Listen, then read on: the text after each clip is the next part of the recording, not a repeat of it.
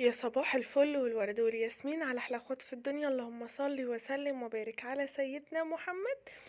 ما تنسيش لو انت جديدة في القناة تفعلي زر الجرس عشان يوصلك مني كل جديد. هنعمل الكيك اليومي السهل البسيط اللي هو ما يحلاش يومك غير لما مثلا تفطر بيه او تتغدي بيه. يعني تاكلي كده قطعة ساحة العصر كده مع كوباية الشاي، مفيش احلى من كده. لسه سخن، بص طالع من الفرن، مش بيتفرك معايا، مش بتتبهدل عشان سخنة، لا والله. بصوا شايفين انتوا شايفين ما شاء الله لسه طالعة وما شاء الله تحفة. لونها اصفر وجميل عاملينها بالبرتقان. طبعا احنا في موسم البرتقان، فبنحب نعمل الكيكة الكيك بالبرتقان طبعا في الموسم. فبيبقى ايه عشان متوفر عندنا وموجود، فنعمل بقى حاجات حلوة ان شاء الله بالبرتقان. آه، كيكة سهلة جدا والمقادير بتاعتها متوفرة في كل بيت. شايفين الكيكة ازاي طرية، مش مكتومة، عاملة زي الكيك الاسفنجي. ما شاء الله، يعني بصوا تحفة جدا، مستوية صح. كل حاجة فيها حلوة. بصوا الكيك عامل ازاي، طري وما شاء الله زي الفل، دايبة كده دوب، وفي نفس الوقت مش لازقة في الصينية برضو، بتطلع معايا بكل سهولة. القطعة كده بقطعتها مش بتتبهدل معايا وهي بتطلع. كل حاجة فيها ما شاء الله. وشايفين دهب ازاي من تحت ومن فوق، مش واخدة لون غامق. دي بقى المقادير بتاعتنا. معايا 3 بيضات بدرجة حرارة الغرفة، معايا نص كوباية من الزيت الذرة، ده بشر برتقانتين، اللي هو باخد البشر اللي من فوق ده، مش باخد القشر الابيض. ومعايا كوباية من اللبن، ومعايا نص كوباية من العصير البرتقان. آه ممكن تستغنى عنها عادي وتحط كوباية اللبن بس انا حبيت ان انا ازود. ودي كوباية ونص من السكر، وممكن تحطي على حسب الرغبة، بتحبي الحاجة محلية قوي مش بتحبيها محلية قوي، كيس من كيك شيف.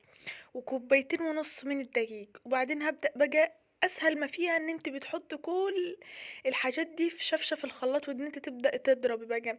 يعني سهلة جدا عشان انت بتحط كل المكونات في الشفشف وتبدأ ايه. يعني مش بتحتاج بقى ولا مضرب ولا اي حاجة بالشفشف، او ممكن مضرب يدوي.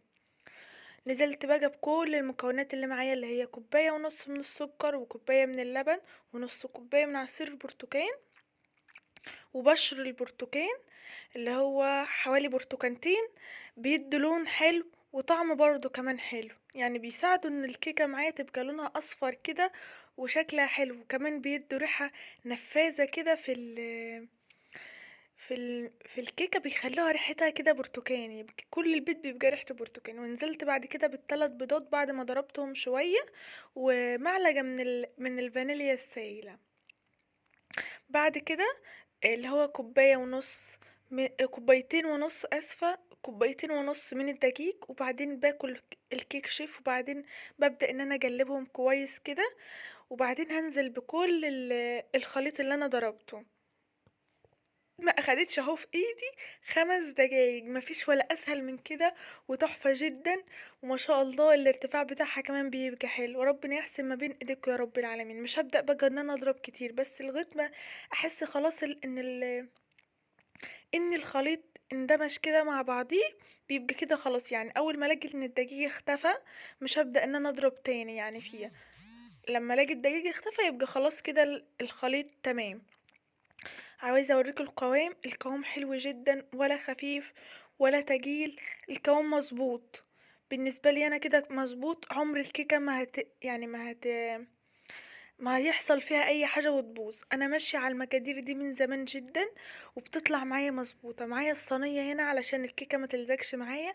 طلعت قطعة من الزبدة كده. اول ما بدأت ان انا اعمل في الكيكة، خدت درجة حرارة المطبخ، بدأت تدهن في الصينية كويس، وتعمل طبقة من الزبدة في الصينية. يعني لما بتعملي كده ما تسيحيش الزبدة او تدهنيها بزيت. قطعة الزبدة بتخلي الكيكة طالعة معاكي كده لونها ذهبي من تحت، في نفس الوقت بتطلع بكل سهولة، مش لازقة معاكي في الصينية، بتبقى حلوة جدا. زبدة او سمنة، المهم ان احنا ما نسيحهمش. بعد كده بعد ما طبعًا مشغّلة الفرن بتاعي قبل ما أبدأ في أي حاجة، لازم لمّا يكون الكيك عايزة الكيك بتاعي يبقى ناجح أبقى مشغّلة الفرن بتاعي من قبليها. بس بدأت بقى أنزل كده بالخليط كله اللي معايا في الصينية. شايفين الكيكة سهلة ازاي، ما أخدتش معانا 10 دقايق. بس بعد كده هبدأ ان انا اخبطها كده خبطتين وابدأ ان انا ادخلها الفرن. دخلتها الفرن على درجة حرارة 190. أخدت مني نص ساعة في الفرن على الرف الوسطاني. شايفين طالعة لونها ذهبي وحلوة وزي الفل. أنا مش راضية ألمسها بإيدي التانية علشان الصينية كانت لسه سخنة. أول ما طلعتها كده من الفرن حبيت إن أنا أوريها لكم على طول وهي سخنة. ما رضيتش أستنى عليها لما تبرد. ازاي حلوة، ازاي الارتفاع بتاعها مظبوط. كل حاجة فيها ما شاء الله كانت حلوة. ربنا يحسن ما بين ايديكوا يا رب.